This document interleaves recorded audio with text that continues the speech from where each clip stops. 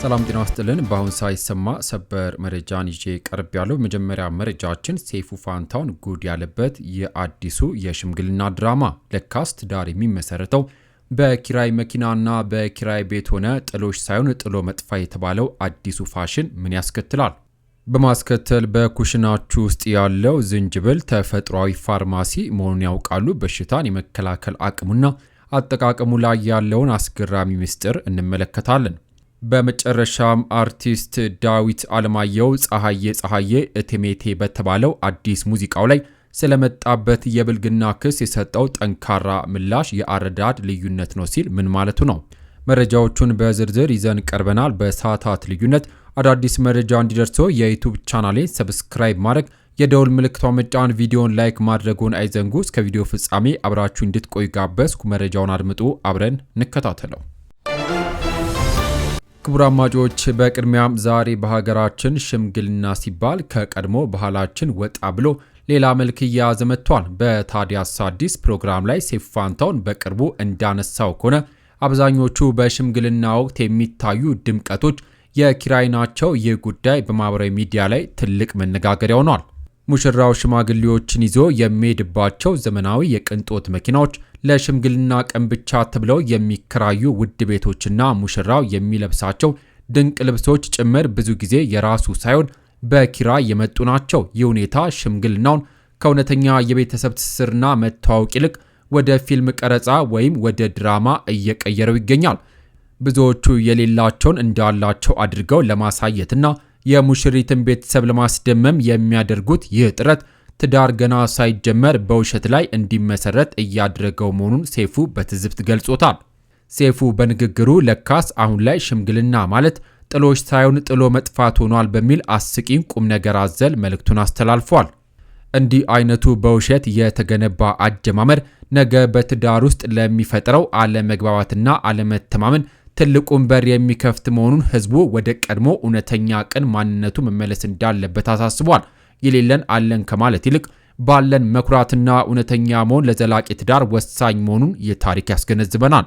ለካስ ትዳር የሚመሰረተው በእውነት ላይ ሳይሆን በኪራይ ሆነ። የሰይፉ ትዝብት ለብዙዎቻችን ትልቅ የቤት ስራ ሰጥቶናል።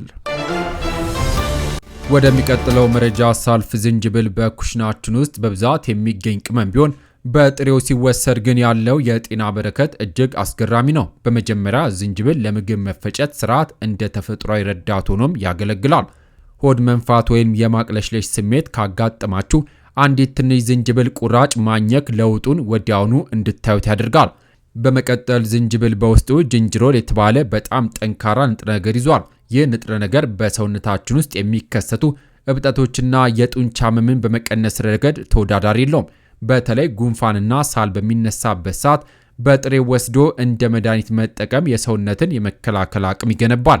ከዚህም በተጨማሪም ዝንጅብል ደም ውስጥ ያለውን የስኳር መጠን ለመቀነስና ለልብ ጤንነት ትልቅ አስተዋጽኦ አለው። ነገር ግን ዝንጅብል በጣም ጠንካራና የሚፋጅ በመሆኑ እንደ መድኃኒት ስንወስድ በጥንቃቄና በመጠኑ መሆን አለበት። ከመጠን በላይ መውሰድ የጨጓራ ማቃጠል ሊያመጣ ስለሚችል መጠንቀቅ ያስፈልጋል። በአጠቃላይ ዝንጅብል ተፈጥሮ የሰጠችን ነፃ ፋርማሲ ነው ቢባል ማጋነንም አይሆንም። እናንተ ዝንጅብልን ለጣም ብቻ የምትጠቀሙት ወይስ እንደ መድኃኒት በዝንጅብል ያገኛችሁት የጤና ለውጥ አለ? ካለም ኮሜንት ላይ አጋሩን። በመጨረሻም ድምፃዊ ዳዊት አለማየሁ እቴሜቴ በሚለው ሙዚቃው ላይ በደረሰበት ትችት ምላሽን ሰጥቷል። እሱ መረጃ ወደ እናንተ ላድርስ። ድምፃዊው ሲጀምር ብልግና አይደለም ሙዚቃው፣ ከሁሉ አስቀድሜ የከበረ ሰላምታዬን አቀርባለሁ። ሰሞኑን አዲስ በተለቀቀው ሙዚቃዬ ፀሐዬ እቴሜቴ ዙሪያ በተለያየ መንገድ የደረሱኝ አስተያየቶች መነሻ በማድረግ አድማጭ እንዲረዳልኝ ብዬ ያሰብኩትን በማክበር መልስ ለመስጠት እገድዳለሁ። እኔ አቅሜ በፈቀደው መጠን የተሰጠኝን በገባኝ ልክና ጥሩ ትርጉም ይሰጣል የሚለውን ነገር ነው ለመስራት የሚሞክረው። የአረዳድና የእይታ ልዩነት እንዳለ ሆኖ በሐሳብ ነገሮችን በማየትና የሰዎች ልዩነት ቢኖርም በጋራ የሚያግባባ ግልጽ ሐሳቦች እንደዛው አሉ። በዚህ ሙዚቃ ግራ አጋቢ ለሆኑ አስተያየቶች መነሻ የሆነው እቴሜቴ የሎሚ ሽታ የሚለው ሐረግ በሙዚቃ እንደ አንድ ክፍል የገባበት መንገድ ነው። ሐረጉ የገባው በሙዚቃው ሊተላለፍ ለተፈለገው መልእክት አመቺ እንዲሆን ተደርጎና አብዛኛው የማህበረሰብ ክፍል በሆነ ዕድሜ ውስጥ በጨዋታ የሚያውቀው በመሆኑ የሙዚቃው ሐሳብ ማሰሪያ ሆኖ የቀረበ ነው። በጨዋታ የምናውቀው ሐረግ መጨረሻ አካባቢ የሚለው ምንም አላለኝ ትዳሩን ፈቶ ልውሰድሽ አለኝም ሲሆን ይህንን በመጠቀም ቀናተኛው ገጸ ባህሪ በራሱ ታሪክ ውስጥ በማካተት አንቺንም ከትዳር አፋቶ ልውሰድሽ ካለሽ ከዚህ በላይ ምን አለ እያለ ይሞግታል። በቪዲዮም ለመግለጽ የተሞከረው ይህን ነው።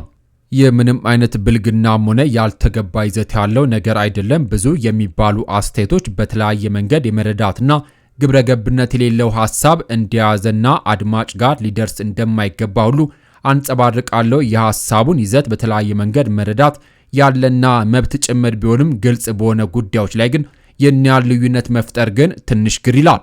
ይህን ተከትሎ የመጡ ብዙ አይነት ሐሳቦች ቢኖሩም ለዛ በአቋም ደረጃም ከመጣውበትም መንገድ አንጻር በየትኛውም አጋጣሚ እንዲህ ያለ ጥሩ ያሉን ይዘት ያለው ነገር ልሰራ አልችልም።